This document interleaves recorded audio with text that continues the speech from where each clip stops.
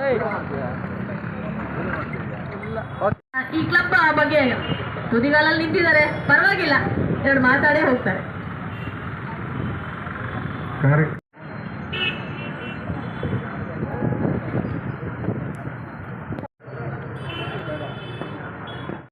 ನಮ್ಮೆಲ್ಲ ತಾಯಂದರಿಗೆ ನಮಸ್ಕಾರಗಳು ತಿಳಿಸಿ, ಇನ್ನರ್ ವೀಲ್ ಕ್ಲಬ್ಬಿಂದ ಇಡೀ ಸ್ಟೇಟಲ್ಲಿ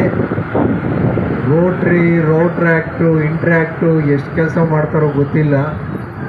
ನಿಮ್ಮ ಇನ್ನರ್ ವೀಲ್ ಮಾತ್ರ ಇಡೀ ನಿಮ್ಮದು ಯಾವ ಗವರ್ನರ್ಶಿಪ್ಪಿಗೆ ಬರುತ್ತೆ,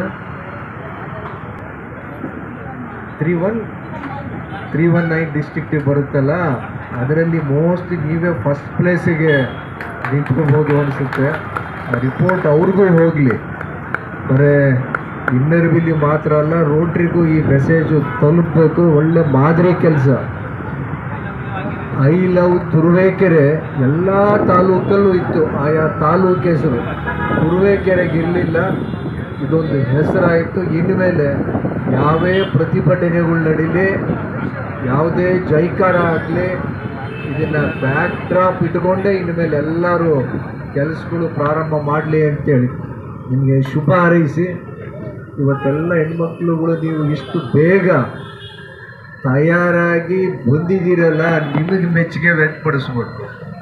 ಅದಕ್ಕೆ ಹೇಳೋದು, ಹೆಣ್ಮಕ್ಳೇ ಸ್ಟ್ರಾಂಗು ಗುರು ಅಂತೇಳಿ.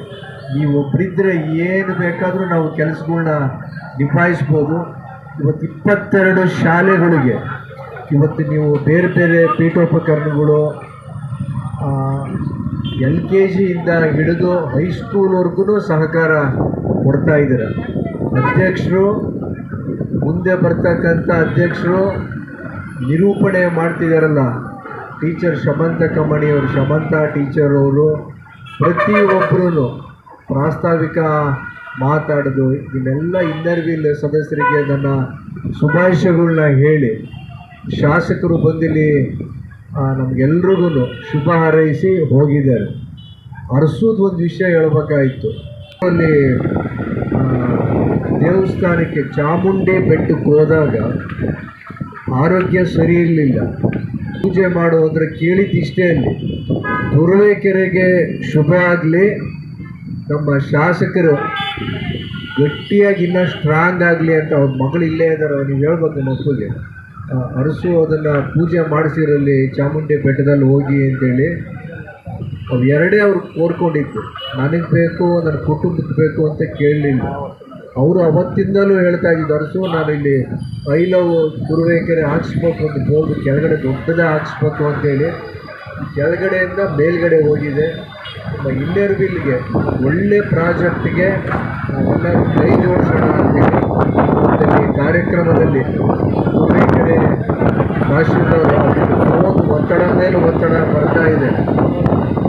ಬೆಂಗಳೂರಲ್ಲಿ RM ಅವರು ಮೀಟಿಂಗ್ ಕರೆದಿದ್ದಾರೆ, ಹಾಗೆಯೇ ಚೀಫ್ ಆಫೀಸರ್ ಇದ್ದಾರೆ, ಗ್ಯಾರಂಟಿ ಅಧ್ಯಕ್ಷ ಪ್ರಸನ್ನಪ್ಪ ಅವರಿದ್ದಾರೆ, ಶಶಿಯವರಿದ್ದಾರೆ.